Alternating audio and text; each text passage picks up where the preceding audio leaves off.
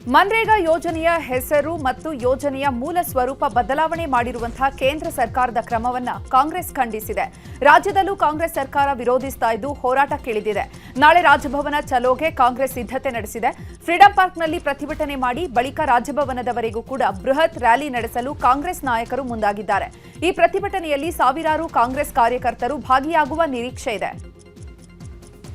ಈಗ ಫ್ರೀಡಂ ಪಾರ್ಕ್ನಿಂದ ನಾಳೆ ನಾವು ರಾಜಭವನ್ ಚಲೋ ಮಾಡ್ತಾ ಇದ್ದೀವಿ. ಬಿಜೆಪಿ ಕಚೇರಿನೇ ನಾವು ಮುತ್ತಿಗೆ ಹಾಕಬೇಕಾಗಿತ್ತು, ಆದರೆ ಬೇಡ ಅಂತೇಳಿ ನಾವು ರಾಜಭವನ್ಗೆ ಮುತ್ತಿಗೆ ಹಾಕುವಂಥ ಕೆಲಸ ಇವತ್ತು ನಾವು ಹಮ್ಮಿಕೊಂಡಿದ್ದೇವೆ.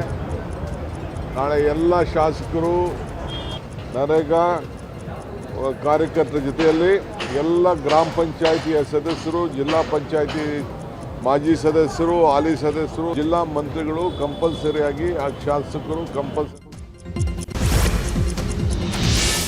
ಕಾಂಗ್ರೆಸ್ ಪ್ರತಿಭಟನೆಗೆ ಬಿಜೆಪಿ ಟಕ್ಕರ್ ಕೊಡಲು ಮುಂದಾಗಿದೆ. ನಾಳೆ ವಿಧಾನಸೌಧದ ಗಾಂಧಿ ಪ್ರತಿಮೆ ಎದುರು ಬಿಜೆಪಿ ನಾಯಕರು ಪ್ರತಿಭಟನೆ ಮಾಡಲಿದ್ದಾರೆ. ರಾಜ್ಯಾಧ್ಯಕ್ಷ ಬಿವೈ ವಿಜಯೇಂದ್ರ ನೇತೃತ್ವದಲ್ಲಿ ಪ್ರತಿಭಟನೆ ನಡೆಯಲಿದೆ. ಈ ಕುರಿತು ಮಾತನಾಡಿರುವ ಬಿಜೆಪಿ ನಾಯಕ ಎನ್ ರವಿಕುಮಾರ್, ನಾಳೆ ಬಿಜೆಪಿ ಮತ್ತು ಜೆಡಿಎಸ್ ಪ್ರತಿಪಕ್ಷದವರೆಲ್ಲ ಸೇರಿ ಪ್ರತಿಭಟನೆ ಮಾಡಲಿದ್ದೇವೆ. ಸಂವಿಧಾನ ಮುಖ್ಯಸ್ಥ ಆಗಿರೋ ರಾಜ್ಯಪಾಲರಿಗೆ ಅಪಮಾನ ಮಾಡಿದ್ದಾರೆ. ಹೀಗಾಗಿ ಹರಿಪ್ರಸಾದ್, ರವಿ ಶರತ್ ಬಚ್ಚೇಗೌಡ, ಪ್ರದೀಪ್ ಈಶ್ವರ್ ಅವರನ್ನ ಅಮಾನತು ಮಾಡುವಂತೆ ಒತ್ತಾಯಿಸಿ ಪ್ರತಿಭಟನೆ ಮಾಡಲಿದ್ದೇವೆ ಎಂದಿದ್ದಾರೆ. ರಾಜ್ಯಪಾಲರು ಮತ್ತು ಸರ್ಕಾರದ ನಡುವೆ ಸಂಘರ್ಷ ಮುಂದುವರೆದಿದೆ. ಕಾಂಗ್ರೆಸ್ ಸಂಸದರು ರಾಷ್ಟ್ರಪತಿಗಳನ್ನ ಭೇಟಿಯಾಗುವ ಮುನ್ನವೇ ರಾಜ್ಯಪಾಲರು ರಾಷ್ಟ್ರಪತಿಗೆ ದೂರು ನೀಡಲು ಚಿಂತನೆ ನಡೆಸಿದ್ದಾರೆ. ಈಗಾಗಲೇ ಪ್ರತಿ ವಾರದ ಅಪ್ಡೇಟ್ನಂತೆ ಈ ವಾರದ ಬೆಳವಣಿಗೆಗಳ ಬಗ್ಗೆಯೂ ದ್ರೌಪದಿ ಮುರ್ಮುಗೆ ರಾಜ್ಯಪಾಲರು ವರದಿ ಸಲ್ಲಿಸಿದ್ದಾರೆ. ವರದಿಯಲ್ಲಿ ವಿಬಿ ರಾಮ್ಜಿ ಕಾಯ್ದೆಯನ್ನ ಟೀಕಿಸಿ ಭಾಷಣ ತಯಾರಿಸಲಾಗಿತ್ತು. ಅಧಿವೇಶನದ ಮುನ್ನ ದಿನವೇ ಭಾಷಣ ಪರಿಷ್ಕರಣೆಗೆ ಸೂಚನೆಯನ್ನ ನೀಡಲಾಗಿತ್ತು. ಆದರೂ ಕೇಂದ್ರ ಸರ್ಕಾರವನ್ನ ಟೀಕಿಸುವ ಅಂಶಗಳನ್ನ ತೆಗೆದಿರಲಿಲ್ಲ. ಹೀಗಾಗಿ 3 ಸಾಲಿನ ಭಾಷಣ ಮಾಡಿ ಅಧಿವೇಶನದಿಂದ ಹೊರಟೆ ಅಂತ ವರದಿಯಲ್ಲಿ ಉಲ್ಲೇಖಿಸಿದ್ದಾರೆ. ಗಣರಾಜ್ಯೋತ್ಸವದ ಪ್ರಯುಕ್ತ ಲೋಕಭವನದಲ್ಲಿ ರಾಜ್ಯಪಾಲರು ಉಪಹಾರ ಕೂಟ ಆಯೋಜಿಸಿದ್ದಾರೆ. ಉಪಹಾರ ಕೂಟದಲ್ಲಿ ಸಿಎಂ ಸಿದ್ದರಾಮಯ್ಯ, ಸಭಾಪತಿ ಹೊರಟ್ಟಿ, ಎಂಎಲ್ಸಿ ನಾಗರಾಜ್ ಯಾದವ್ ಭಾಗಿಯಾಗಿದ್ದಾರೆ. ಮೈತ್ರಿಯಾದರೂ ಮುಂದಿನ ಚುನಾವಣೆಯಲ್ಲಿ ಎನ್ಡಿಎ ಅಧಿಕಾರಕ್ಕೆ ಬರಲ್ಲ ಎಂಬ ಸಿಎಂ ಸಿದ್ದರಾಮಯ್ಯ ಹೇಳಿಕೆಗೆ ಪರಿಷತ್ ವಿಪಕ್ಷ ನಾಯಕ ಛಲವಾದಿ ನಾರಾಯಣಸ್ವಾಮಿ ತಿರುಗೇಟು ಕೊಟ್ಟಿದ್ದಾರೆ. ಯಾದಗಿರಿಯಲ್ಲಿ ಮಾತನಾಡಿದ ಅವರು, ಸಿದ್ದರಾಮಯ್ಯ ಸುಳ್ಳಿನ ಸರದಾರರಾಗಿದ್ದಾರೆ. ನಾವೇ ಅಧಿಕಾರಕ್ಕೆ ಬರ್ತೀವಿ ಅಂತಾರೆ. ಮುಂದಿನ ಚುನಾವಣೆಯಲ್ಲಿ ಎನ್ಡಿಎ 150ಕ್ಕೂ ಹೆಚ್ಚು ಸೀಟ್ ಗೆದ್ದು ಅಧಿಕಾರಕ್ಕೆ ಬರುತ್ತೆ. ಇದು ನಾನ್ ಹೇಳ್ತಿರೋದಲ್ಲ, ಇಡೀ ದೇಶವೇ ಹೇಳ್ತಿರೋದು. ಸಿಎಂ, ಡಿಸಿಎಂ ಒಬ್ಬರ ಕಾಲು ಒಬ್ಬರು ಹಿಡ್ಕೊಂಡಿದ್ದಾರೆ.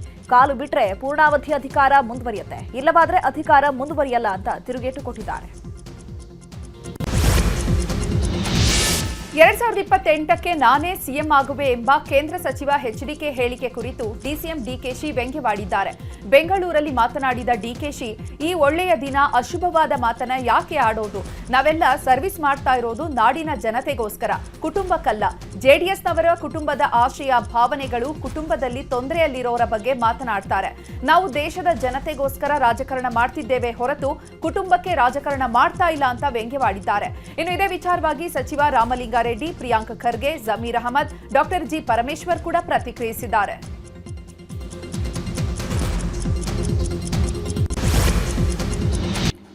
ಈಗ ದರೋಡೆ ರಹಸ್ಯಕ್ಕೆ ಸಂಬಂಧಪಟ್ಟಂತಹ ಸುದ್ದಿಗಳು.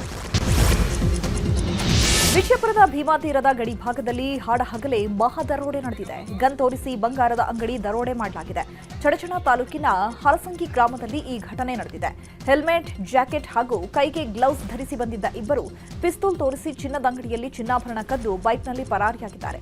ಮಹಾರುದ್ರ ಕಂಚಗಾರ ಅನ್ನೋರಿಗೆ ಸೇರಿದ ಚಿನ್ನದ ಅಂಗಡಿಯಲ್ಲಿ ದರೋಡೆ ಆಗಿದ್ದು ಸಿಸಿಟಿವಿಯಲ್ಲಿ ದೃಶ್ಯ ಕ್ಯಾಪ್ಚರ್ ಆಗಿದೆ. ದರೋಡೆ ಮಾಡಲು ಬಂದಿದ್ದ ಇಬ್ಬರು ಮೊದಲು ಅಂಗಡಿ ಮುಂದೆ ಕೂತಿದ್ದ ವೃದ್ಧೆಗೆ ಗನ್ ತೋರಿಸಿದ್ದಾರೆ. ಬಳಿಕ ದರೋಡೆ ಮಾರಿ ಪರಾರಿ ಆಗುವಾಗ ಆತ್ಮಲಿಂಗ ಹೂಗಾರ ಎಂಬ ಯುವಕನಿಗೆ ಗುಂಡು ಹಾರಿಸಿದ್ದಾರೆ. ಸ್ಥಳಕ್ಕೆ ಎಸ್ಪಿ ಲಕ್ಷ್ಮಣ್ ನಿಂಬರಗಿ, ಎಎಸ್ಪಿ ರಾಮನಗೌಡ ಹಟ್ಟಿ ಹಾಗೂ ಅಧಿಕಾರಿಗಳು ದೌಡಾಯಿಸಿದ್ದು ಪರಿಶೀಲನೆ ಮಾಡುತ್ತಿದ್ದಾರೆ. ಬೆಳಗಾವಿ ಗಡಿ ಚೌರ್ಲಾ ಘಾಟ್ನಲ್ಲಿ 100 ಕೋಟಿ ಹಣ ಇದ್ದಂತಹ 2 ಕಂಟೈನರ್ ರಾಬರಿ ಕೇಸ್ಗೆ ಸಂಬಂಧಪಟ್ಟಂತೆ ಮಹಾರಾಷ್ಟ್ರ, ಕರ್ನಾಟಕ ಹಾಗೂ ಗೋವಾ ಪೊಲೀಸರಿಂದ ತನಿಖೆ ನಡೀತಾ ಇದೆ. ರಾಬರಿ ಆಗಿರೋದು 400 ಕೋಟಿಯೋ ಅಥವಾ 1,000 ಕೋಟಿಯೋ ಅನ್ನೋದರ ಬಗ್ಗೆ ತೀವ್ರ ತನಿಖೆ ಮಾಡಲಾಗ್ತಾ ಇದೆ. ಈಗಾಗಲೇ ಮಹಾರಾಷ್ಟ್ರ ಎಸ್ಐಟಿಯಿಂದ ತನಿಖೆ ನಡೆಸ್ತಾ ಇದೆ. ಇದರ ಮಧ್ಯೆ ಆಂಧ್ರದ ಬಾಲಾಜಿ ಟ್ರಸ್ಟ್ ಬಗ್ಗೆ ದೂರುದಾರ ಹೇಳಿಕೊಂಡಿದ್ದು ರಾಬರಿ ಕೇಸ್ ಮತ್ತಷ್ಟು ಕಗ್ಗಂಟಾಗ್ತಾ ಇದೆ. ಇನ್ನು ಕೇಸ್ ಸಂಬಂಧ ಕೆಲ ಆಡಿಯೋಗಳು ಕೂಡ ವೈರಲ್ ಆಗಿದ್ದು, ಕಿಶೋರ್ ಜಯೇಶ್ ಮಾತನಾಡಿರುವಂತಹ ಆಡಿಯೋದಲ್ಲಿ ಕರ್ನಾಟಕ ಪೊಲೀಸರ ಬಗ್ಗೆಯೂ ಉಲ್ಲೇಖಿಸಲಾಗಿದೆ. ಚೋರ್ಲಾ ಘಾಟ್ನಲ್ಲಿ ಕೋಟ್ಯಾಂತರ ಹಣ ದರೋಡೆ ಪ್ರಕರಣಕ್ಕೆ ಸಂಬಂಧಪಟ್ಟಂತೆ ಬೆಳಗಾವಿಯಲ್ಲಿ ಮಾತನಾಡಿದ ಸಚಿವ ಸತೀಶ್ ಜಾರಕಿಹೊಳಿ, ನಮ್ಮವರು ಈಗಾಗಲೇ ಪತ್ರ ಬರೆದಿದ್ದಾರೆ, ಯಾರಾದರೂ ಬಂದು ದೂರು ಕೊಟ್ಟರೆ ನಮ್ಮವರು ತನಿಖೆ ಮಾಡ್ತಾರೆ ಎಂದಿದ್ದಾರೆ. ಅಲ್ಲದೆ 400 ಕೋಟಿ ಕಾಂಗ್ರೆಸ್ದು ಎಂದಿರುವ ಮಹಾರಾಷ್ಟ್ರ ಸಿಎಂ ಫಡ್ನವೀಸ್ಗೆ ಜಾರಕಿಹೊಳಿ ಕೌಂಟರ್ ಕೊಟ್ಟಿದ್ದಾರೆ. 400 ಕೋಟಿ ಎಣಿಸಿದವರು ಯಾರು? ಇದರಲ್ಲಿ ಕಾಂಗ್ರೆಸ್ ಬಿಜೆಪಿ ಅಂತ ಏನಿಲ್ಲ, ಎಲ್ಲರೂ ಇರ್ತಾರೆ. ಎಲ್ಲಿ ಘಟನೆ ನಡೆದಿದೆ ಎಂಬ ಬಗ್ಗೆ ಸ್ಪಷ್ಟತೆ ಇಲ್ಲ. ಸದ್ಯಕ್ಕೆ ಮಹಾರಾಷ್ಟ್ರ ತನಿಖೆಗೆ ನಮ್ಮ ಪೊಲೀಸರು ಸಪೋರ್ಟ್ ಮಾಡ್ತಾರೆ ಅಂತ ಹೇಳಿದ್ದಾರೆ. ಇನ್ನು ಇದೇ ವಿಚಾರವಾಗಿ ಸಚಿವ ಪ್ರಿಯಾಂಕ್ ಖರ್ಗೆ, ಲಕ್ಷ್ಮೀ ಹೆಬ್ಬಾಳ್ಕರ್, ಚಲುವರಾಯಸ್ವಾಮಿ, ಈಶ್ವರ್ ಖಂಡ್ರೆ ಕೂಡ ಪ್ರತಿಕ್ರಿಯಿಸಿದ್ದಾರೆ. 400 ಕೋಟಿ ರೂಪಾಯಿ ದರೋಡೆ ಪ್ರಕರಣವನ್ನ ಪೊಲೀಸರು ತನಿಖೆ ಮಾಡ್ತಿದ್ದಾರೆ. ಎಲ್ಲ ಆಚೆ ಬರುತ್ತೆ ಅಂತ ದಾವಣಗೆರೆಯಲ್ಲಿ ಸಚಿವ ಜಮೀರ್ ಅಹಮದ್ ಹೇಳಿದ್ದಾರೆ. ಬಿಜೆಪಿಯವರು ಕಾಂಗ್ರೆಸ್ ದುಡ್ಡು ಅಂತಾರೆ, ಕಾಂಗ್ರೆಸ್ನವರು ಬಿಜೆಪಿ ದುಡ್ಡು ಅಂತಾರೆ. ತನಿಖೆ ನಡೆಯಲಿ, ಯಾರದು ಅಂತ ಗೊತ್ತಾಗುತ್ತೆ ಎಂದರು. ಬೆಳಗಾವಿ ಚೋರ್ಲಾ ಘಾಟ್ ಬಳಿ 400 ಕೋಟಿ ಹೈಜಾಕ್ ಪ್ರಕರಣದ ಕುರಿತು ಯಾದಗಿರಿಯಲ್ಲಿ ಮಾತನಾಡಿದ ಛಲವಾದಿ ನಾರಾಯಣಸ್ವಾಮಿ, ಎಲ್ಲ ಚುನಾವಣೆಗೂ ಕಾಂಗ್ರೆಸ್ ಕರ್ನಾಟಕದಿಂದಲೇ ಹಣ ಕಳಿಸ್ತಾ ಇದೆ. ಕಾಂಗ್ರೆಸ್ಗೆ ತೆಲಂಗಾಣ, ಹಿಮಾಚಲ ಪ್ರದೇಶದಲ್ಲಿ 3 ಕಾಸಿಲ್ಲ. ಹೀಗಾಗಿ ಕರ್ನಾಟಕದಿಂದ ಲೂಟಿ ಮಾಡಿ ಬೇರೆ ರಾಜ್ಯದ ಚುನಾವಣೆಗೆ ಕಳಿಸುತ್ತಿದ್ದಾರೆ. ಅಬಕಾರಿ ಇಲಾಖೆಯಲ್ಲೂ ಭ್ರಷ್ಟಾಚಾರ ನಡೆದಿದೆ. ಈಗಲಾದರೂ ಸರ್ಕಾರ ಈ ಬಗ್ಗೆ ಸೂಕ್ತ ತನಿಖೆ ನಡೆಸಬೇಕು ಎಂದಿದ್ದಾರೆ. ಸಮುದ್ರದಲ್ಲಿ ಟೂರಿಸ್ಟ್ ಬೋಟ್ ಮಗುಚಿ ಬಿದ್ದಿದ್ದು 2 ಸಾವನ್ನಪ್ಪಿದ್ದು, ಇನ್ನಿಬ್ಬರ ಸ್ಥಿತಿ ಗಂಭೀರವಾಗಿರುವ ಘಟನೆ ಉಡುಪಿ ತಾಲೂಕು ಕೋಡಿಬೆಂಗ್ರೆ ಅಳಿವೆ ಬಾಗಿಲು ಬಳಿ ನಡೆದಿದೆ. ಡೆಲ್ಟಾ ಬೀಚ್ನಿಂದ ಹೋಗಿದ್ದ ಪ್ರವಾಸಿ ಬೋಟ್ನಲ್ಲಿ 14 ಮಂದಿ ಪ್ರವಾಸಿಗರಿದ್ದರು. ಪ್ರವಾಸಿಗರೆಲ್ಲರೂ ಸಿಬ್ಬಂದಿ ಲೈಫ್ ಜಾಕೆಟ್ ನೀಡಿದ್ರು. ಆದರೆ ಕೆಲವರು ಲೈಫ್ ಜಾಕೆಟ್ ಧರಿಸಿರಲಿಲ್ಲ. ಅಲ್ಲದೆ ಕೆಲವರು ಬೋಟ್ನಲ್ಲಿ ಹುಚ್ಚಾಟ ಕೂಡ ಮಾಡಿದ್ರು. ಈ ವೇಳೆ ಆಳ ಸಮುದ್ರದಲ್ಲಿ ಅಲೆಗಳಿಗೆ ಸಿಲುಕಿ ಬೋಟ್ ಮಗುಚಿ ಬಿದ್ದು ದುರಂತ ನಡೆದಿದೆ. ಬಿಎಂಟಿಸಿ ಬಸ್ಗೆ ರೈಲು ಡಿಕ್ಕಿ ಹೊಡೆದಿರುವಂತಹ ಘಟನೆ ಬೆಂಗಳೂರಿನ ಸಾದರಮಂಗಲ ಬಳಿ ನಡೆದಿದೆ. ಅದೃಷ್ಟವಶಾತ್ ಬಸ್ನಲ್ಲಿ ಪ್ರಯಾಣಿಕರಿರಲಿಲ್ಲ. ಈ ಕಾರಣದಿಂದಾಗಿ ಯಾವುದೇ ಸಾವು ನೋವು ಸಂಭವಿಸಿಲ್ಲ. ಬಸ್ನಲ್ಲಿದ್ದ ಕಂಡಕ್ಟರ್ಗೆ ಗಂಭೀರ ಗಾಯವಾಗಿದ್ದು, ಬಸ್ನ ಹಿಂಭಾಗ ಸಂಪೂರ್ಣ ಜಖಂ ಆಗಿದೆ. ಗದಗದ ಲಕ್ಕುಂಡಿಯಲ್ಲಿ ನಿಧಿ ಸಿಕ್ಕ ಪ್ರಕರಣಕ್ಕೆ ಸಂಬಂಧಪಟ್ಟಂತೆ ನಿಧಿ ಸಿಕ್ಕಿದ್ದ ಕಸ್ತೂರವ್ವ ರಿತ್ತಿ ಕುಟುಂಬಕ್ಕೆ ಸರ್ಕಾರ ಬಂಪರ್ ಗಿಫ್ಟ್ ನೀಡಿದೆ. ಕಸ್ತೂರವ್ವ ರಿತ್ತಿಗೆ ಹೊರಗುತ್ತಿಗೆ ಆಧಾರದ ಮೇಲೆ ಅಡುಗೆ ಸಹಾಯಕಿಯಾಗಿ ನೇಮಕ ಮಾಡಿದ್ದು, ಇದರ ಜೊತೆಗೆ ಮನೆ ಕಟ್ಟಲು 5 ಲಕ್ಷ ರೂಪಾಯಿ ಮಂಜೂರು ಮಾಡಿದೆ. ಈ ಬಗ್ಗೆ ಮಾತನಾಡಿರುವ ರಿತ್ತಿ ಕುಟುಂಬಸ್ಥರು ಸಂತಸ ವ್ಯಕ್ತಪಡಿಸಿದ್ದಾರೆ. ಇನ್ನು ಇದೇ ವಿಚಾರವಾಗಿ ಮಾತನಾಡಿದ ಸಚಿವ ಎಚ್.ಕೆ. ಪಾಟೀಲ್, ಲಕ್ಕುಂಡಿ ನಿಧಿ ಸಿಕ್ಕ ಕುಟುಂಬಕ್ಕೆ ಸರ್ಕಾರದಿಂದ ಗೌರವ ಸಲ್ಲಿಸಲಾಗಿದೆ ಎಂದಿದ್ದಾರೆ. ಮನೆಯೊಂದರ ಪಾಯವನ್ನು ತೆಗೆಯುವ ಸಂದರ್ಭದಲ್ಲಿ ದೊರೆತ 465 ಗ್ರಾಂ ಬೆಲೆ ಬಾಳುವ ಬಂಗಾರದ ವಸ್ತು ಎಂದು ಗುರುತಿಸುವ ನಿಧಿಯನ್ನು ಪ್ರಜ್ವಲ ವಿತ್ತಿ ಎಂಬ ಲಕ್ಕುಂಡಿ ಬಾಲಕ ಸರ್ಕಾರಕ್ಕೆ ನೀಡುವ ಮೂಲಕ ತನ್ನ ಪ್ರಾಮಾಣಿಕತೆಯನ್ನು ಮೆರೆದು ಲಕ್ಕುಂಡಿಯ ಸಂಸ್ಕೃತಿಗೆ ಕೀರ್ತಿ ತಂದಿದ್ದಾನೆ. ಅವನ ತಾಯಿ ಹಾಗೂ ಅವನ ಅಮ್ಮ ತೋರಿದ ಸಾಮಾಜಿಕ, ನೈತಿಕ, ಸಾಂಸ್ಕೃತಿಕ ನಿಲುವುಗಳು ಪ್ರಶಂಸನಾರ್ಹ. ಆರ್ಥಿಕವಾಗಿ ಅಡಚಣೆಯಲ್ಲಿರುವ ಈ ಕುಟುಂಬಕ್ಕೆ ಒಂದು ನಿವೇಶನ ಹಾಗೂ ಮನೆ ಮಂಜೂರಿ ಅಲ್ಲದೆ ಆ ಬಾಲಕನ ತಾಯಿಗೆ ಉದ್ಯೋಗವನ್ನು ಸರ್ಕಾರ ನೀಡಿದೆ. ಉಡುಪಿ ಜಿಲ್ಲೆಯ ಸಾಸ್ತಾನ ಬಳಿಯ ಟೋಲ್ ಗೇಟ್ನಲ್ಲಿ ನಿವೃತ್ತ ಆರ್ಮಿ ಕಮಾಂಡರ್ ಶಾಮರಾಜ್ ಅವರಿಗೆ ಟೋಲ್ ಸಿಬ್ಬಂದಿ ಅವಮಾನ ಮಾಡಿದ್ದಾರೆ. ಟೋಲ್ನಲ್ಲಿ ವಿನಾಯಿತಿ ನೀಡದೆ ರೈತ ಯೋಧನಿಗೆ ಸಿಬ್ಬಂದಿ ಅವಮಾನ ಮಾಡಿದ್ರು. ಈ ಸಂಬಂಧ ಈಗ ಟೋಲ್ ಸಿಬ್ಬಂದಿ ನಿವೃತ್ತ ಯೋಧನಿಗೆ ಕ್ಷಮೆ ಕೇಳಿದ್ದಾರೆ. ಬೆಂಗಳೂರಿನ ಮಾಣಿಕ್ ಷಾ ಪರೇಡ್ ಮೈದಾನದಲ್ಲಿ ಅದ್ದೂರಿಯಾಗಿ ಗಣರಾಜ್ಯೋತ್ಸವ ಕಾರ್ಯಕ್ರಮ ನಡೆಯಿತು. ಗವರ್ನರ್ ಥಾವರ್ಚಂದ್ ಗೆಹ್ಲೋಟ್ ಧ್ವಜಾರೋಹಣ ನೆರವೇರಿಸಿದರು. ಆ ಬಳಿಕ ತೆರೆದ ಜೀಪ್ನಲ್ಲಿ ಪರೇಡ್ ಪರಿವೀಕ್ಷಣೆ ನಡೆಸಿ ಗೌರವ ರಕ್ಷೆ ಸ್ವೀಕರಿಸಿದರು. We need to assess ourselves as Indian citizens and where we stand today and take. ನವದೆಹಲಿಯಲ್ಲಿ ನಡೆದ ಗಣರಾಜ್ಯೋತ್ಸವ ಪರೇಡ್ನಲ್ಲಿ ಈ ಬಾರಿ ಕರ್ನಾಟಕದ ಸ್ತಬ್ಧ ಚಿತ್ರ ಕಡೆಗಣನೆ ಮಾಡಲಾಗಿದೆ. ಈ ಬಗ್ಗೆ ಸಿಎಂ ಸಿದ್ದರಾಮಯ್ಯ ಆಕ್ರೋಶ ವ್ಯಕ್ತಪಡಿಸಿದ್ದಾರೆ. ನಾನು ಪತ್ರ ಬರೆದು ಆಗ್ರಹಿಸಿದ್ರೂ ಕೂಡ ತಿರಸ್ಕರಿಸಲಾಗಿದೆ. ಇದು ರಾಜ್ಯಕ್ಕೆ ಮಾಡಿದ ಅವಮಾನ ಅಂತ ಸೋಷಿಯಲ್ ಮೀಡಿಯಾದಲ್ಲಿ ಪೋಸ್ಟ್ ಹಾಕಿ ಆಕ್ರೋಶ ವ್ಯಕ್ತಪಡಿಸಿದ್ದಾರೆ.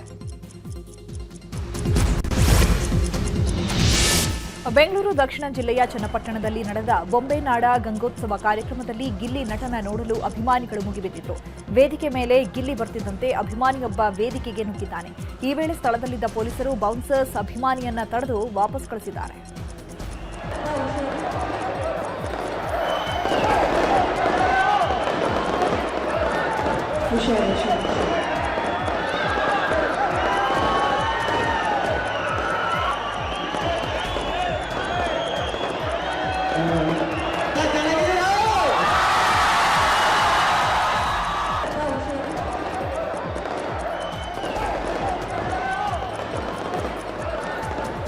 ವಿಷಯ.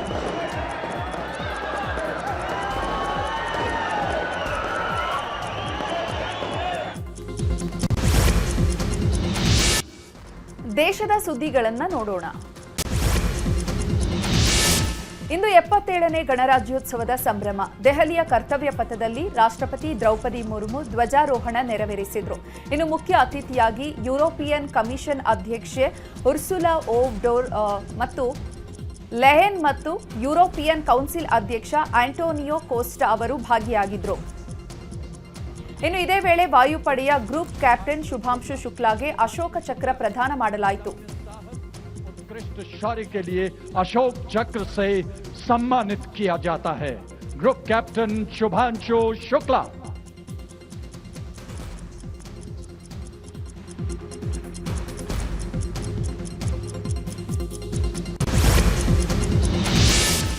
ಎಪ್ಪತ್ತೇಳನೇ ಗಣರಾಜ್ಯೋತ್ಸವ ಹಿನ್ನೆಲೆ ಇವತ್ತು ದೆಹಲಿಯ ಕರ್ತವ್ಯ ಪಥದಲ್ಲಿ ವಿವಿಧ ರಾಜ್ಯಗಳ ಟ್ಯಾಬ್ಲೋ ಪ್ರದರ್ಶನ ಅದ್ದೂರಿಯಾಗಿ ಮಾಡಲಾಯಿತು. ಒಟ್ಟು 17 ರಾಜ್ಯಗಳ ಟ್ಯಾಬ್ಲೋಗಳನ್ನು ಪ್ರದರ್ಶನ ಮಾಡಲಾಯಿತು. छत्तीसगढ़ स्वतंत्रता का मंत्र वंदे मातरम.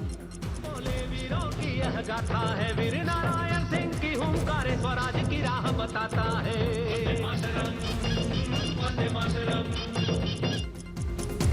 ಇನ್ನು ಕರ್ತವ್ಯ ಪಥದಲ್ಲಿ ಭಾರತೀಯ ಸೇನಾಪಡೆಯ ಸೈನಿಕರು ಶೌರ್ಯ ಪ್ರದರ್ಶಿಸಿದ್ದಾರೆ. ಬೈಕ್ನಲ್ಲಿ ವಿವಿಧ ರೀತಿಯ ಕಸರತ್ತುಗಳನ್ನು ಪ್ರದರ್ಶನ ಮಾಡಿದ್ದಾರೆ. ಇದೇ ವೇಳೆ ಬಾನಂಗಳದಲ್ಲಿ ಲೋಹದ ಹಕ್ಕಿಗಳ ಕಲರವ ಜೋರಾಗಿತ್ತು. Valila of the CRPF along with 9 flying majestically up over the skies of the Kartavya Path.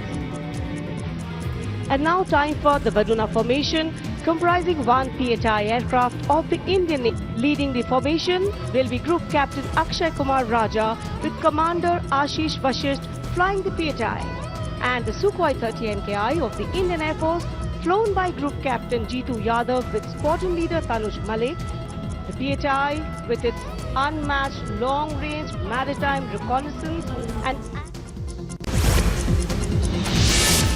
ಇಡೀ ದೇಶದಾದ್ಯಂತ 77ನೇ ಗಣರಾಜ್ಯೋತ್ಸವದ ಸಂಭ್ರಮ ಕಳೆಗಟ್ಟಿದೆ. ಈ ಹಿನ್ನೆಲೆ ಲಡಾಖ್ನಲ್ಲೂ ಕೂಡ ಯೋಧರು ಹಿಮದ ರಾಶಿ ಮಧ್ಯೆ ನಿಂತು ತ್ರಿವರ್ಣ ಧ್ವಜ ಹಾರಿಸಿ ವಂದೇ ಮಾತರಂ ಘೋಷಣೆ ಕೂಗಿದ್ದಾರೆ. भारत माता की जय, भारत माता की जय, भारत माता की जय, भारत माता की जय, भारत माता की जय, भारत माता की जय. ಕೇರಳದ ಗಣರಾಜ್ಯೋತ್ಸವ ಆಚರಣೆ ವೇದಿಕೆಯಲ್ಲಿ ಸಚಿವರೊಬ್ಬರು ಕುಸಿದು ಬಿದ್ದಿದ್ದಾರೆ. ಭಾಷಣ ಮಾಡುತ್ತಿದ್ದಾಗ ಅಸ್ವಸ್ಥಗೊಂಡು ಸಚಿವ ರಾಮಚಂದ್ರನ್ ಕಡನಪಲ್ಲಿ ಅವರು ಕುಸಿದು ಬೀಳ್ತಾ ಇದ್ದಂತೆ ಪಕ್ಕದಲ್ಲೇ ಇದ್ದ ಭದ್ರತಾ ಸಿಬ್ಬಂದಿ ಅವರನ್ನು ಹಿಡ್ಕೊಂಡಿದ್ದಾರೆ. ತಕ್ಷಣ ಆಂಬ್ಯುಲೆನ್ಸ್ ಮೂಲಕ ಆಸ್ಪತ್ರೆಗೆ ಕರ್ಕೊಂಡು ಹೋಗಲಾಗಿದ್ದು ಚಿಕಿತ್ಸೆ ಪಡಿತಾ ಇದ್ದಾರೆ. ಉತ್ತರಾಖಂಡ್ನ ಗಂಗೋತ್ರಿ ಧಾಮಕ್ಕೆ ಹಿಂದೂಯೇತರರಿಗೆ ಪ್ರವೇಶ ನಿಷೇಧಿಸಲಾಗಿದೆ. ಶ್ರೀ ಗಂಗೋತ್ರಿ ದೇವಸ್ಥಾನ ಸಮಿತಿ ಈ ನಿರ್ಧಾರವನ್ನು ಕೈಗೊಂಡಿದೆ. ಈ ನಿರ್ಬಂಧವು ಬದ್ರಿನಾಥ್ ಮತ್ತು ಕೇದಾರನಾಥ್ ದೇವಾಲಯಗಳಿಗೂ ಕೂಡ ಮತ್ತು ಗಂಗಾ ಮಾತೆಯ ಚಳಿಗಾಲದ ವಾಸಸ್ಥಾನವಾದಂತಹ ಮುಖ್ಬಾಗೂ ಕೂಡ ಅನ್ವಯವಾಗುತ್ತೆ ಅಂತ ಸಮಿತಿ ತಿಳಿಸಿದೆ. 77ನೇ ಗಣರಾಜ್ಯೋತ್ಸವ ಅಂಗವಾಗಿ ಭಯೋತ್ಪಾದಕ ಕೃತ್ಯಗಳು ನಡೆಯದಂತೆ ದೇಶದಾದ್ಯಂತ ಹೈ ಅಲರ್ಟ್ ಘೋಷಿಸಲಾಗಿದೆ. ಈ ಮಧ್ಯೆ ರಾಜಸ್ಥಾನದ ನಕೌರ್ ಜಿಲ್ಲೆಯಲ್ಲಿ ಸುಮಾರು 10,000 ಕೆಜಿ ಸ್ಫೋಟಕಗಳು ಪತ್ತೆಯಾಗಿದ್ದು ಪೊಲೀಸರು ವಶಕ್ಕೆ ಪಡೆದುಕೊಂಡಿದ್ದಾರೆ. ಈ ಸಂಬಂಧ 58 ವರ್ಷದ ವ್ಯಕ್ತಿಯನ್ನ ಬಂಧಿಸಲಾಗಿದ್ದು ಪೊಲೀಸರು ತೀವ್ರ ತನಿಖೆ ಮಾಡುತ್ತಿದ್ದಾರೆ. ವಿದೇಶದ ಸುದ್ದಿಗಳನ್ನು ನೋಡೋಣ. ಇರಾನ್ ಮೇಲೆ ಅಮೆರಿಕ ಪಡೆ ದಾಳಿ ಮಾಡುವ ಆತಂಕ ಇದೆ. ಈ ಹಿನ್ನೆಲೆ ಇರಾನ್ನ ಸರ್ವೋಚ್ಚ ನಾಯಕ ಅಯತುಲ್ಲಾ ಅಲಿ ಖಮೇನಿ ಟೆಹರಾನ್ನ ಬಂಕರ್ನಲ್ಲಿ ಅಡಗಿಕೊಂಡಿದ್ದಾರೆ ಎನ್ನಲಾಗಿದೆ. ಅಮೆರಿಕ ಇರಾನ್ ಮೇಲೆ ದಾಳಿ ನಡೆಸುವ ಅಪಾಯವಿದೆ ಎಂಬ ಸೂಚನೆ ಸಿಗ್ತಾ ಇದ್ದಂತೆ 3ನೇ ಮಗನಿಗೆ ಅಧಿಕಾರ ಹಸ್ತಾಂತರ ಮಾಡಿ ಖಮೇನಿ ರಹಸ್ಯ ಸ್ಥಳಕ್ಕೆ ಶಿಫ್ಟ್ ಆಗಿದ್ದಾರೆ. ಭಾರೀ ಹಿಮದೊಂದಿಗೆ ಬೀಸುತ್ತಿರುವ ಬಿರುಗಾಳಿಗೆ ಅಮೆರಿಕ ತತ್ತರಿಸಿ ಹೋಗಿದೆ. ಭಾರೀ ಹಿಮಪಾತದ ಹಿನ್ನೆಲೆ ದೇಶಾದ್ಯಂತ 14,000ಕ್ಕೂ ಹೆಚ್ಚು ವಿಮಾನಗಳ ಹಾರಾಟ ರದ್ದುಗೊಳಿಸಲಾಗಿದೆ. ಜನಜೀವನ ಅಸ್ತವ್ಯಸ್ತಗೊಂಡಿದೆ. ದಕ್ಷಿಣ ಪರ್ವತಗಳಿಂದ ಹಿಡಿದು ನ್ಯೂ ಇಂಗ್ಲೆಂಡ್ವರೆಗೆ ಕೂಡ ರಸ್ತೆ ಹಿಮಪಾತದಿಂದ ಮುಚ್ಚಿ ಹೋಗಿದೆ. ಅಮೆರಿಕದ ಮೈನ್ ರಾಜ್ಯದಲ್ಲಿ 8 ಜನರನ್ನ ಹೊತ್ತೊಯ್ತಾ ಇದ್ದಂತಹ ಖಾಸಗಿ ಜೆಟ್ ಪತನವಾಗಿದೆ. ಮೈನ್ ರಾಜ್ಯದ ವ್ಯಾಂಕೋರ್ ಅಂತಾರಾಷ್ಟ್ರೀಯ ವಿಮಾನ ನಿಲ್ದಾಣದಲ್ಲಿ 8 ಪ್ರಯಾಣಿಕರಿದ್ದಂತಹ ಬೊಂಬಾರ್ಡಿಯರ್ ಚಾಲೆಂಜರ್ 600 ಹೆಸರಿನ ಖಾಸಗಿ ಜೆಟ್ ಟೇಕ್ ಆಫ್ ಆಗುವಾಗ ಅಪಘಾತಕ್ಕೀಡಾಗಿದೆ.